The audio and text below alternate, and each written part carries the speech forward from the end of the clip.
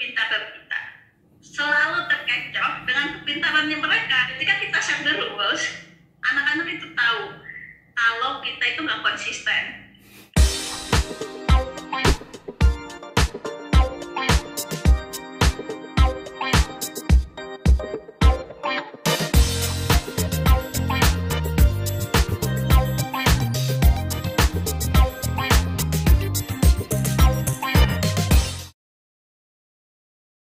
Kita lanjut lagi Miss nih. Pertanyaan berikutnya, bagaimana cara Miss Dina menghandle anak-anak yang katakanlah tidak sesuai dengan rule yang kita sudah buat, memberikan reward dan punishment, bentuknya seperti apa, kemudian bagaimana cara memberikannya terhadap anak sehingga anak itu bisa menerima? Sebenarnya kalau dibilang setuju nggak setuju sih tergantung punishment apa yang dikasih ke anak. Saya sih selama itu menjadi disiplin dan ya seperti yang kita tahu, punishment sama reward itu kan sebenarnya satu kesatuan. Dimana itu ada reward, di situ pasti ada punishment. Karena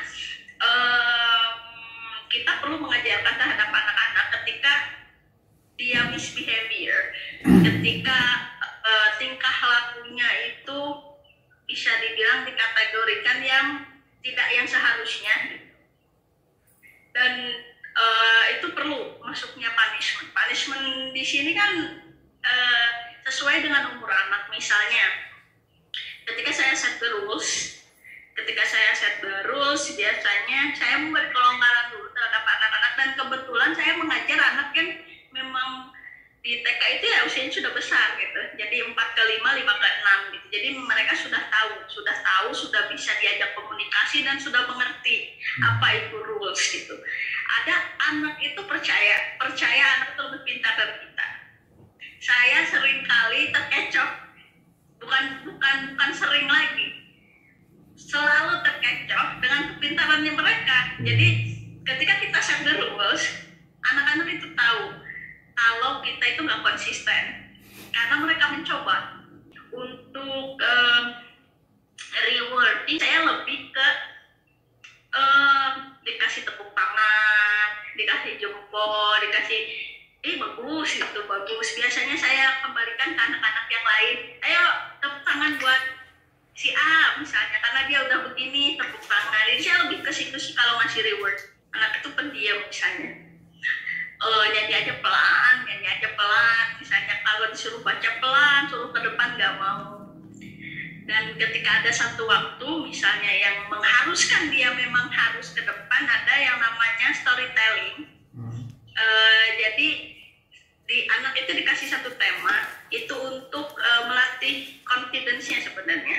Anak itu dikasih satu tema, misalnya binatang peliharaannya misalnya. Jadi binatang peliharaan dari rumah dibawa dan diceritain di depan anak-anak yang lain, meskipun dia tidak bisa berbicara, hanya berdiri aja di depan, dan dilihatkan petnya, itu udah suatu kemajuan buat anak yang pemalu. Nah, di situ saya baru masuk job, udah berani ke depan. Ayo kita kasih tepuk tangan. Misalnya biasanya mau tepuk tangan jenis apa?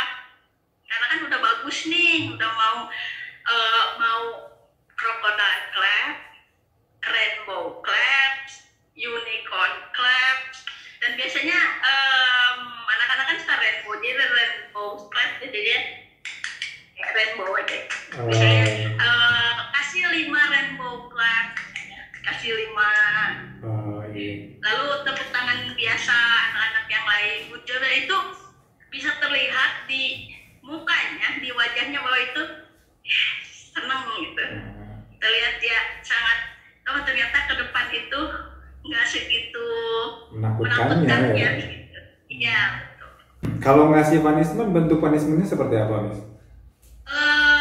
Biasanya tergantung. Kalau misalnya yang sering saya lakukan adalah punishment kalau dalam saya ambil kesenangan mereka. Biasanya, misalnya main indoor atau outdoor play itu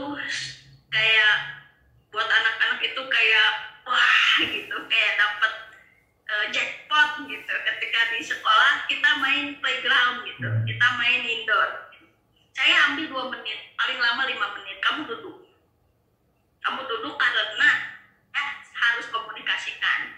Dari awal saya sudah set the rules dulu nih dari awal. Ketika kamu break the rules, bakalan kehilangan 5 menit main di sini. Dan saya masih tahu anak-anak dilihat kalau jam itu kan ada jam pendek sama jarum panjang kan. Iya, betul. Kamu lihat jarum panjangnya. Ketika jarum panjang ke angka sekian, kamu selesai boleh main. Ini ada satu contoh bentuk punishment, misalkan guru memberikan punishment, anak harus beres-beres, anak harus nyapu. Gimana cara pandangan Miss Dina terkait bentuk punishment yang seperti itu? Saya tidak setuju bentuk punishment seperti itu, karena itu adalah positive attitude ya.